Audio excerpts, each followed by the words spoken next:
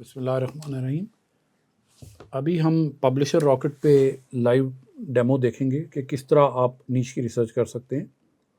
और इसमें मैं आपको बता दूं, पब्लिशर रॉकेट $97 इसकी प्राइस है फॉर लाइफ टाइम, और ये एक कंप्यूटर पे एक वक्त पे ही चल सकता है। तो इसलिए अगर आपके पास दो कंप्यूटर हैं या दो लोग यूज़ करना चाहते हैं, इसमें पॉसिबल नहीं है शेयरिंग, एटलीस्ट अभी तक तो पॉसिबल नहीं है।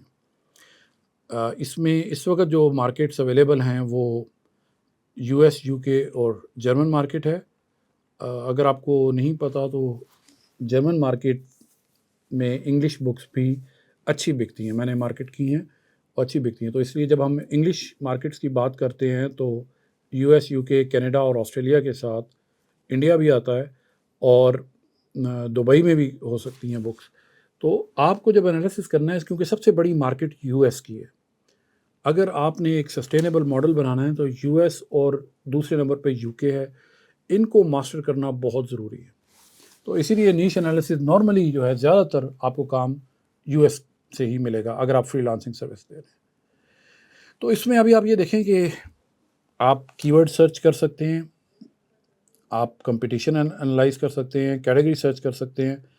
पहले हम कीवर्ड सर्च करके देखते हैं। इसमें ऑप्शन अवेलेबल है कि आप बुक भी हो सकती है, किंडल के लिए सिर्फ कर सकते हैं, और ऑडिबल जो कि जो इंग्लिश की ऑडियो बुक है उसके लिए भी। तो हम बुक से शुरू करते हैं और हम एक कीवर्ड लेते हैं, लीडरशिप पे बात करते हैं, क्योंकि हम पहले भी लीडरशिप पे ही बात कर रहे थे। तो लीडरशिप सर्च करते हैं। अब ये जितने भी कीवर्ड्स हैं ये सर्च हो रहे हैं अमेज़ॉन पे लीडरशिप से रिलेटेड, और अब हमें जब इसकी ये सारी इन्फॉर्मेशन खोलेंगे तो हमें अंदाज़ा होगा कि किस कीवर्ड पे कितना सर्च वॉल्यूम है, कितना कंपटीशन है। ये मैं आपको अभी डिटेल में अभी एक्सप्लेन करूँगा, लेकिन सिर्फ अभी हम कीवर्ड से ही एनालिसिस कर रहे हैं इस वक्त। दूसरा तरीका कैटेगरी से एनालिसिस का है, वो आपको मैं इसके बाद दिखाऊंगा। तो इसमें काफ़ी सारे, बस जिस तरह लीडरशिप नेकलेस है, ये प्रोडक्ट रिलेटेड है, ये इसका कोई तलक नहीं है बुक से, लेकिन बहरहाल आपको ये डाटा फ़िल्टर करना पड़ता है इस पर। आपकी ईज़ ऑफ अंडरस्टैंडिंग के लिए मैं ये बता दूं, अब ये देखें यहाँ पे ग्रीन इसलिए दिया हुआ है, अमेज़ॉन सर्च का एस्टिमेटेड सर्च है, क्योंकि ये बड़ा अच्छा सर्च वॉल्यूम है। लेकिन प्रॉब्लम ये है कि इसमें कंपेटिटिव स्कोर भी 88 है, यानी कि नई बुक जो है लीडरशिप पे, जब मैं आपको बात नीश की कर रहा था, इसलिए ज़रूरी है कि इसका सर्च वॉल्यूम भी बहुत है। और ये देखें पहली 5 किताबें इसमें $22,000 अर्न कर रही हैं एवरेज, यानी कि $1 लाख की तकरीबन सेल हो रही है पहली 5 बुक्स की जो इस पे है। और तो इसलिए लीडरशिप वाली बुक में ज़रा थोड़ा सा मुश्किल है। अब आप ये देखें, ये कीवर्ड है, लेकिन ये वाला कीवर्ड पे आप कभी बुक नहीं बना सकते, लीडरशिप बेस्ट सेलर, ये तो जब कोई होगी। हाँ, अब आप ये देखें, leadership and self deception book, इसका सर्च वॉल्यूम नहीं है, और कंपेटिटिव स्कोर अच्छा है लेकिन फ़ायदा कोई नहीं है। Leadership on the line, leadership and emotional sabotage, अब यहाँ पे देखें कंपटीशन कम है, 68 लोग हैं सिर्फ, एवरेज प्राइस भी कम है, 18,749 अर्निंग है। ये मैं आपको इसके बाद दिखाता हूँ। इसमें जब हम कंपटीशन एनालाइज करेंगे, प्रॉब्ली इसमें एक किताब है जो कि बहुत ज़्यादा सेल कर रही है। तो सर्च वॉल्यूम भी रीज़नेबल है लेकिन कंपेटिटिव है, ओके। लेकिन यहाँ पे देखें, लीडरशिप एंड सेल्फ डिसेप्शन, अगर ये किसी का टाइटल नहीं है तो ये आइडियल मुझे लग रही है। लेकिन पहले हम इसको देखते हैं, लीडरशिप एंड इमोशनल सैबोटाज को। तो यहाँ पे आप इसका कंपटीशन एनालाइज करेंगे। यहाँ पे ये जो एस्टिमेटेड सेल्स आ रही हैं, अब देखें यहाँ पे लीडर्स ईट लास्ट, ये बड़ी मशहूर बुक है साइमन सिनेक की, तो इसमें 20,000 अर्निंग हो रही है। फिर emotional intelligence habits, Travis Bradbury की, इसमें 16,000। अब आप अगर इसमें ये तवक्को करते हैं कि आप इनमें सर्वाइव कर सकते हैं, तो मेरे ख्याल में इतने बड़े नाम होने के बावजूद, ये इमोशनल इंटेलिजेंस डेविड, ये जो है इसकी ट्रेविस ब्रैडबरी की, इनमें प्रॉब्ली सर्वाइवल के चांस बहुत मुश्किल है। तो इसलिए एक तरीका तो ये है कि हम यहाँ पे ये सी द कैटेगरीज, हम कैटेगरीज जाके देखते हैं। मैं इसका आपको एक्सप्लेन भी कर देता हूँ। एज जो ये इसमें दिया हुआ है, इसका मतलब ये है कि इतने दिन से ये अमेज़ॉन पे अवेलेबल है, यानी कि ये वाली किताब जो है ये नई रिलीज़ है, इसको 1 साल से कम हुआ है। ये किताब जो है इसको 8 साल के करीब हो चुके हैं, ये तकरीबन 1 साल हो चुका है।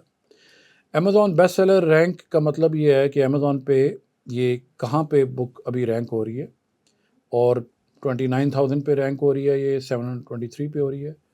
नंबर ऑफ़ पेजेस आपको बता दिए। ये जो दिया हुआ है ना इसमें, कि इसमें कीवर्ड जो हमने सर्च किया था, क्या उसके टाइटल में है? बिल्कुल है इसमें, leadership and emotional sabotage. Secondly ये मैं आपको बताता हूँ कि अगर एक किताब लीडरशिप एंड इमोशनल सैबोटाज की है, तो आप ये कॉपीराइट इस किताब का है, आप खाली ये वाला टाइटल नहीं रख सकते।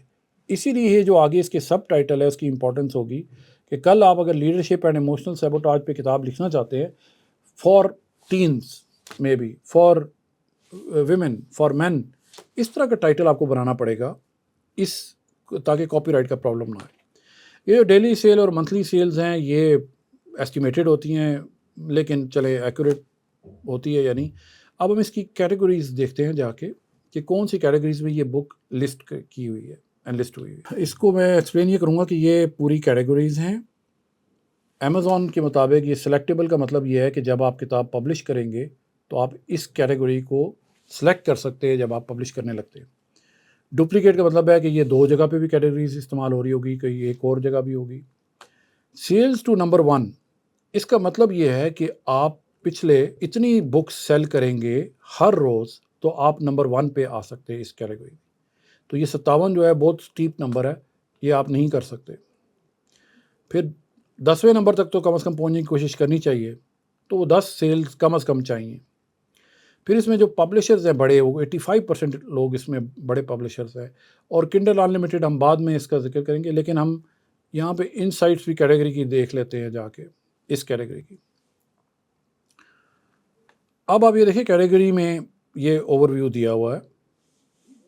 इसमें ये जो सेल है जुलाई में दी गई है कि टॉप जो बुक्स है इसमें वो कितनी सेल हुई हैं बुक्स। तो आपको ये एक तो अपवर्ड ट्रेंड दे रहा है। देखें इसमें जो the category has relatively flat growth at month rate of 5% and ranks in top 30% of all Amazon categories. Expect high competition but also high profit in the top ranking books. The category has high variation, only few bestseller might be driving its growth stats. तो ये आपको no go area बता रहा है कि पहली बात तो इतनी किताबें हम सेल नहीं कर सकते, और आप इवन नंबर 10 पे भी नहीं आ सकते, क्योंकि जब आप शुरू में काम करेंगे तो आपको ये वाले इश्यूज आएंगे। ये वॉल्यूम देखना बहुत ज़रूरी है कि आप ऐसी कैटेगरी में जाना चाहते हैं जहाँ पे कम से कम इतना तो वॉल्यूम हो कि आपका बिजनेस सस्टेनेबल हो सके उसमें।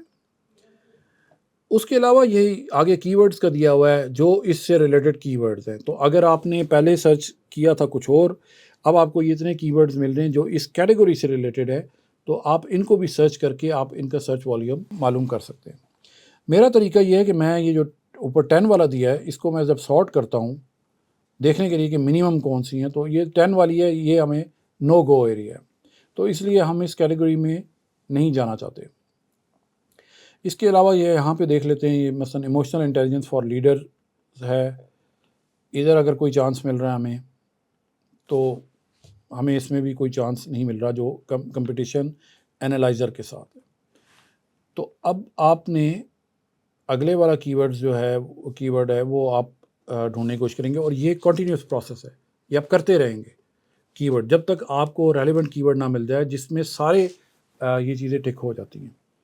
अब आप देखें यहाँ पे किताब है leadership strategy and tactics, 375 search volume है। वैसे आपको आइडियली बताऊँ कि अगर सर्च वॉल्यूम ज़्यादा हो और अर्निंग कम हो तो इसका मतलब ये होता है कि लोग सर्च कर रहे हैं लेकिन उनको वो किताब मिल नहीं रही और सेल्स में कन्वर्ट नहीं हो रही, तो वो आइडियल नीश होगी। नेक्स्ट लेक्चर में इसको कैटेगरी के हिसाब से भी जाके देखेंगे कि किस तरह कैटेगरी से आप नीश फाइंड कर सकते हैं।